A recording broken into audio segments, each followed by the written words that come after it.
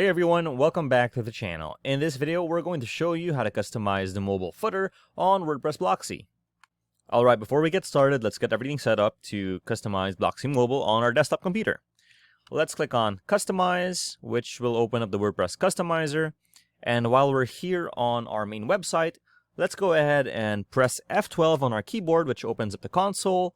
And if it doesn't turn into the mobile website, there's a button over here that's Control-Shift-M, which is toggle device. And you can see we are now in our mobile version. Now we scroll down and you can see we have our header here. Now there's a lot of things we can do with our header. So let's go ahead and figure out how to customize it. Let's head over here to the customizer. Okay, let's click on this. We are in mobile and we have our footer here. If we click on this, you can see that footer menu 1, or click on edit, this is the top row, which is this. So everything above this is configurable in our page editor, and everything below this are these, which are our footer elements.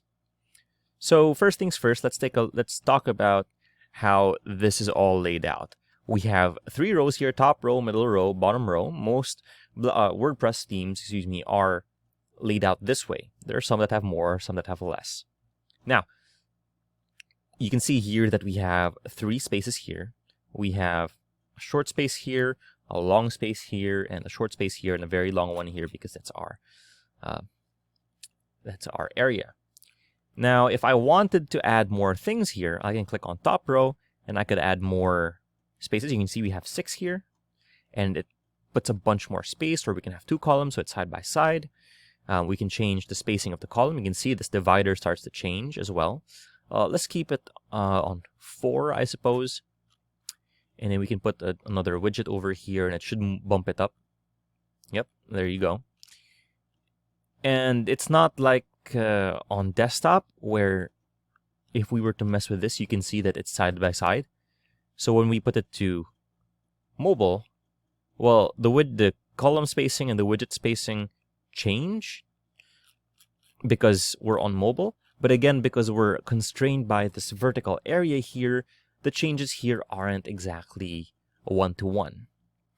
Okay, so we can choose to do that, or let's go get this widget area 3 here. Oh, let's bring that up over here, right? And then we can make it 2 columns, and then they'll be side by side here. And then when we go back to desktop, they're like really far, and we can change that, of course. And then on our mobile, this is it, right? And then to make it a bit nicer on desktop, let's go ahead and change up our alignments and stuff, and you can make it far or near. Okay, and then on our layout, we can also make it closer to each other. But again, the columns, it's for global. It means desktop, tablet, or mobile. But our layout, it's going to be different on mobile. So we only have 2 options here. We have stacked or side by side.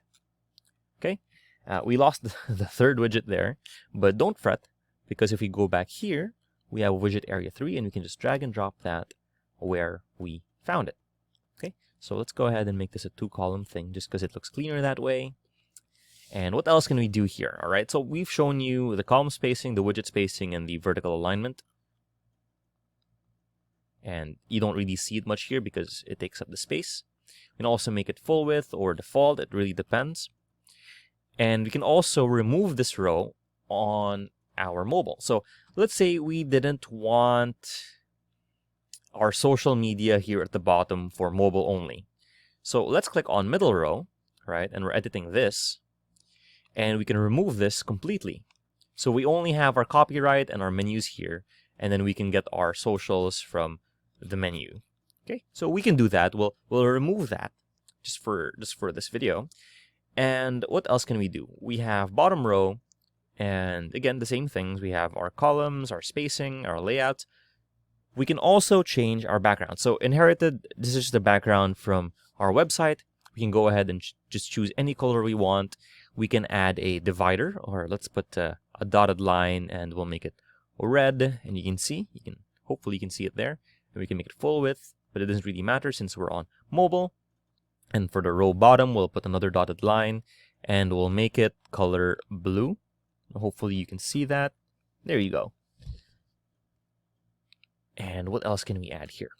So we can make multiple footers, but let's not worry about that right now. If we wanted to add anything else, again, we can put a button, and it's automatically going to go over here. So this gets pushed down here, and if we had 4, we can have another one.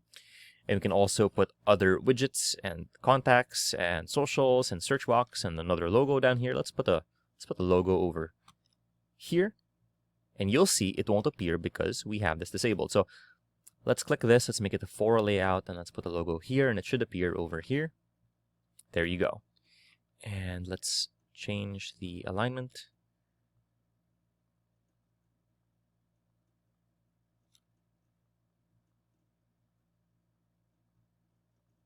Okay, that looks much nicer. So let's go ahead and save our changes and check out the changes on our actual website. So the changes have been saved. Let's take one last look at our original footer here. Let's refresh or reload our page, and you can see that we have a completely different footer. If you found this video helpful, please leave a like, comment, and subscribe to our channel, as it really helps us out with the YouTube algorithm. Show this kind of video to other nerds like us. Thanks for watching, and we'll see you on the next one.